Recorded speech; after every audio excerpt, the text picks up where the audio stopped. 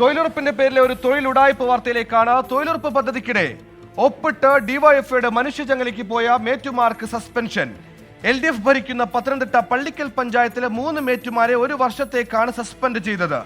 3 മേറ്റുമാരുടെയും 70 തൊഴിലാളികളുടെയും ആ ദിവസത്തെ വേതനം കുറയ്ക്കാനും ഓംബുഡ്സ്മാൻ ഉത്തരവിട്ടു.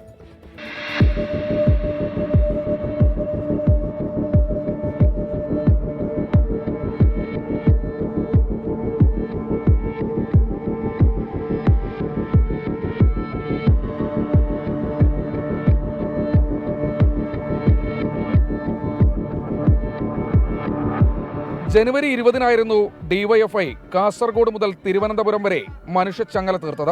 പത്തനംതിട്ട പള്ളിക്കൽ പഞ്ചായത്തിലെ 20 വാർഡിൽ 3 തൊഴിലുറപ്പ് സൈറ്റുകളിൽ നിന്നായി മേറ്റുമാർ ഉൾപ്പെടെ തൊഴിലാളികളാണ് മനുഷ്യച്ചങ്ങലയ്ക്ക് പോയതെന്നാണ് പരാതി.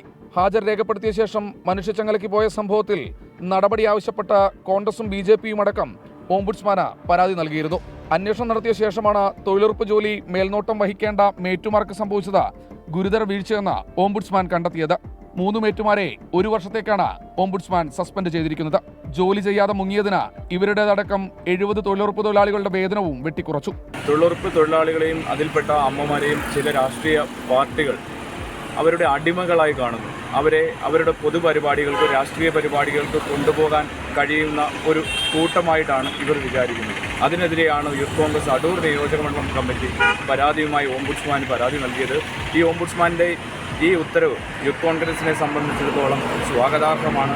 എന്നാൽ പരാതി രാഷ്ട്രീയ പ്രേരിതമെന്നാണ് CPIM ഭരണസമിതിക്ക് നേതൃത്വം നൽകുന്ന പള്ളിക്കൽ ഗ്രാമപഞ്ചായത്ത് പ്രസിഡന്റിന്റെ വാദം.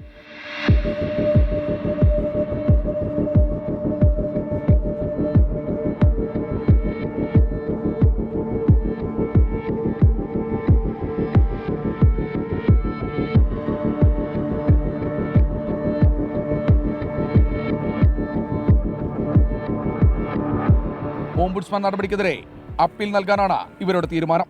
24 പത്തനംതിട്ട.